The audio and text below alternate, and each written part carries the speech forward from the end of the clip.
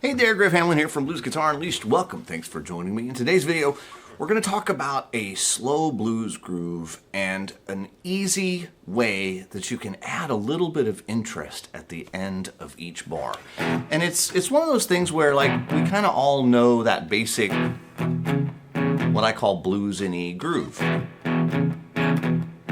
And you've probably played this before, but it's, you know, my open E string, my first finger's on the second fret. That makes basically an E power chord. On beats 2 and 4, I'm going to reach my fourth finger up and grab the 4th fret on the 5th string. 1 and 2 and 3 and 4 and 1. Okay, that's how the groove goes. We do that 4 bars on the E, then we jump up a string to the A for 2 bars, back to the E for 2 bars, up to a B, which is a bit of a challenge for some people. Right? If you can't make that stretch, I've done other videos about it, but try laying your guitar on your lap and figure out where your hand needs to go, and then bring that back. Notice my shoulder drops, my elbow drops. That's what makes it work. And then to the A, and then back to the E. And if you want to do a little turnaround, we'll talk about that here. Let's give it a second. One thing at a time. All right.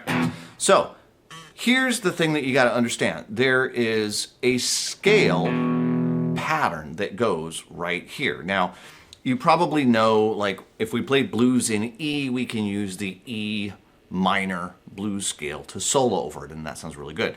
What you may not know is we can also use the E major blues sound, and it sounds really, really good. The thing about the major blues sound is that it follows the chords, or it can. You don't have to, but in this instance, we are going to, and here's how we're going to do it. There's a great little E major blues shape. Starting from your root, which in this case is a low E, open, and then we have 2, 3, 4. Okay? So that's the open, the second, the flat third, and the third. And then notice I just jump up here to the 5th, which is where my finger already was, and then to the 6th, which again is where my finger already was. And then there's the root up there. And I probably won't need any more than that.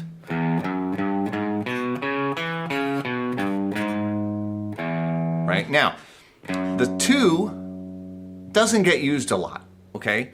So I'm telling you that it's there, but I'm really never going to use it for what I'm going to be talking about right now. I'm going to have the open, flat third, 5th, 6th, and root. So what I'm going to do is I'm going to have 1 and 2 and 3 and then for 4 and I'm going to pick any 3 notes from that group. One of my personal favorites is the flat third to the third to the upper root.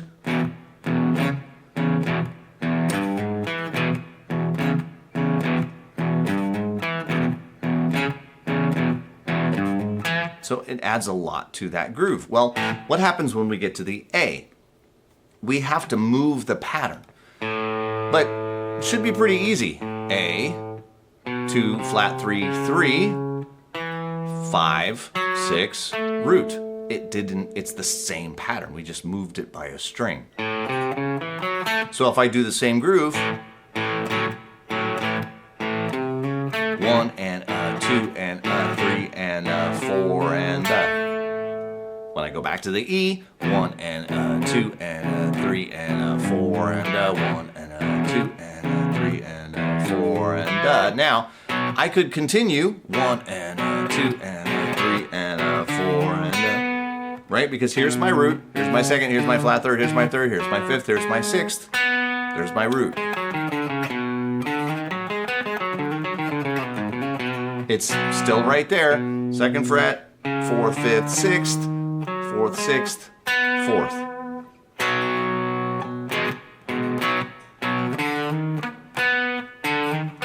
Depending on what fingers, right? You don't necessarily have to. Could do that. 1 and 2, 3 and 4 and 2. Anyway, a lot of famous melodies come from the major pentatonic scale.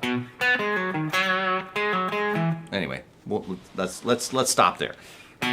Right, that could be a nice, or do a little pull. There's a ton, like so many different things that you could possibly do. But here's the thing, like when you listen to people play and you hear that blues and E, and you hear like some little extra thing that goes with it, this is probably where it comes from. Okay, so you don't have to go fishing far and wide to try to figure out what those notes are. They're probably right here.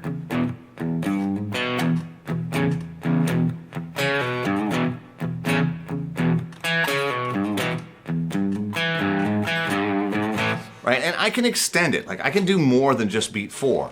Like let's say that I'm playing 1, 2, 3, 4, and 1, 2, 3, 4, and 1, 2. Right, so I'm doing the flat third, fifth. And maybe I want to do a little bit of a fill to get myself to the 4 chord. 1, 2, and 3, and 4, and 1, 2, and 4. Same fill.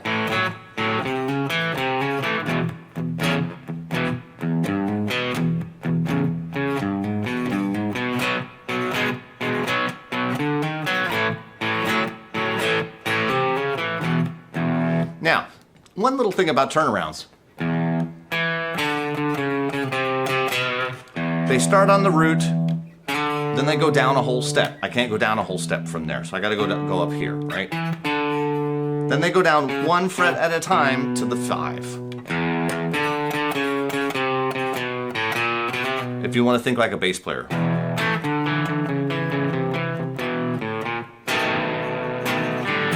And anything you do, right? I have courses out there with gobs of turnarounds in them, and most of them do that where you're basically just walking down. So you can throw in whatever turnaround you want. But if you're just playing that basic groove and you just kind of want to play with it a little bit and you want to have some fun, this is a great way to do it. So I hope you'll dig it. I hope you'll try it out. Just play with it. I just want you to experiment with it a little bit. If you need like a bunch of ideas, if you're totally out of ideas, I do have a course called 52 Rhythm Fills and Variations that has a whole bunch of this kind of stuff in it, as well as stuff for shuffle blues and other feels as well. But there's a whole bunch of these for the slow blues. If you dig that kind of thing, I'll try and leave a link near this video. But really, this is just something that you can experiment with. You can just play around with it, and you'll probably come up with a bunch of great ideas on your own. You'll probably come up with some that you've heard other people use. That's always the cool thing when that happens. So, as always, if you have guitar playing friends you think would dig this video, I hope you will share it with them. Again, I'm Griff Hamlin from Blues Guitar Unleashed, and I will talk to you soon. Take care. Bye-bye.